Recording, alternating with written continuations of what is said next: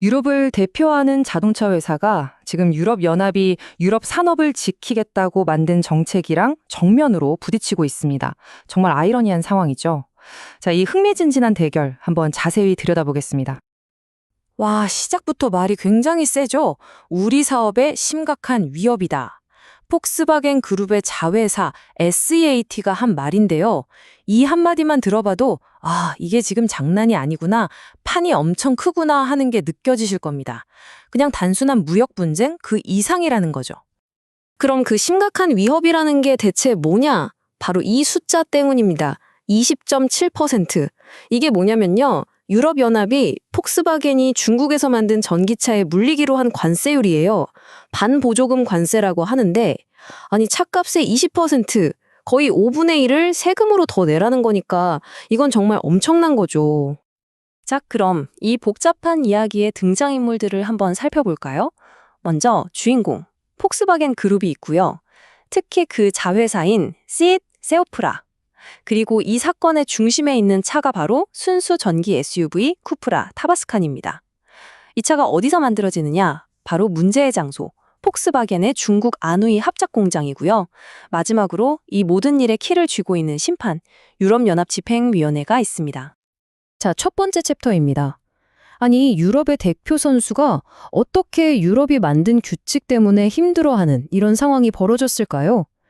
그 해답은 바로 폭스바겐의 생산 전략, 그러니까 중국이라는 선택지에 있습니다. 이게 참 아이러니한 게 뭐냐면요.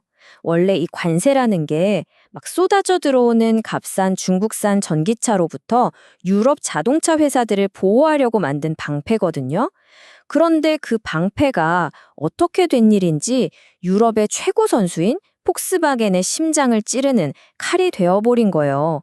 정말 예상치 못한 전개죠. 이렇게 궁지에 몰린 폭스바겐 가만히 있을 수 없겠죠.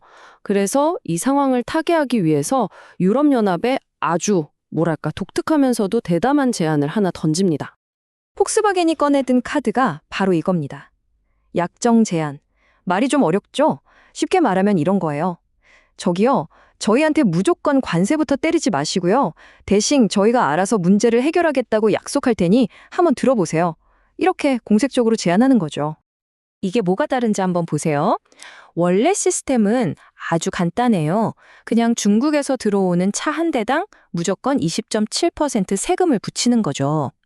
그런데 폭스바겐이 뭐라고 제안하냐면 그렇게 하지 말고 저희가 1년에 딱 정해진 대수만 가져올게요.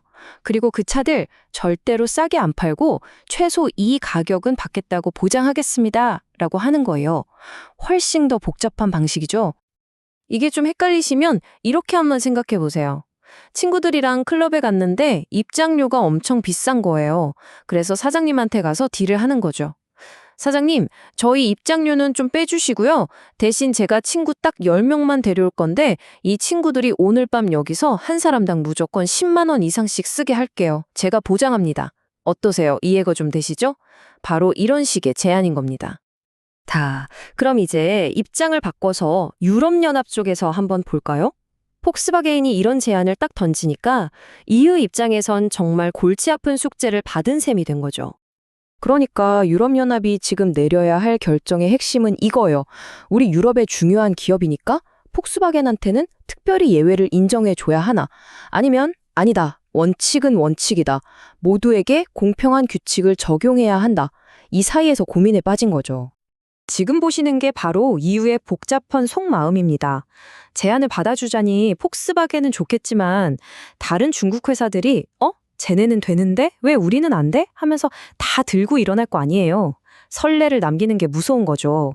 그렇다고 딱 잘라 거절하자니 당장 유럽 대표 기업인 폭스바겐이 힘들어지고 결국 관세 때문에 전기차 가격이 올라서 소비자들이 피해를 볼 수도 있고요. 와, 정말 이러지도 저러지도 못하는 그야말로 양날의 검인 셈입니다.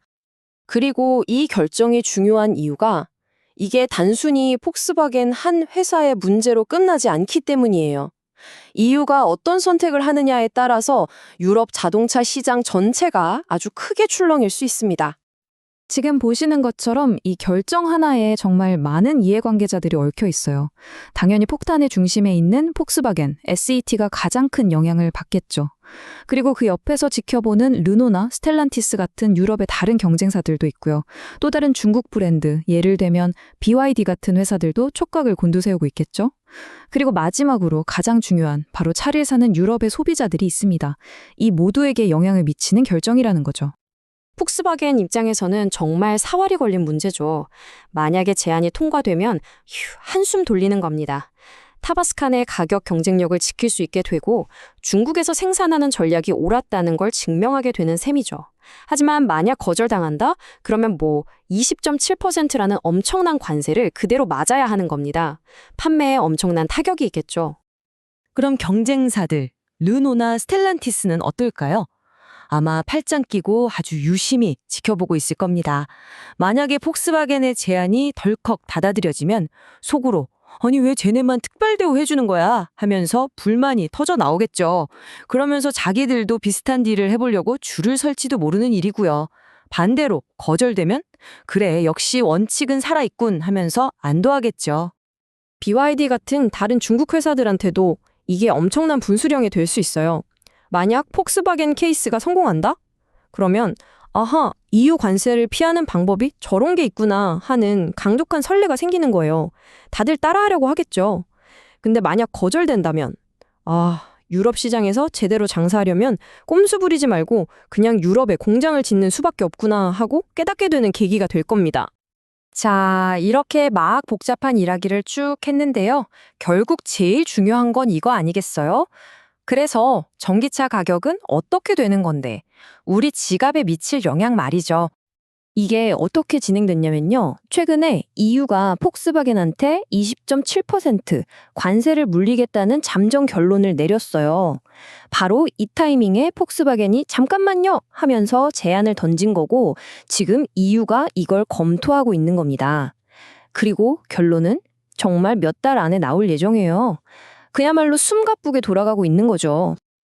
네, 그러니까 핵심은 딱 이겁니다.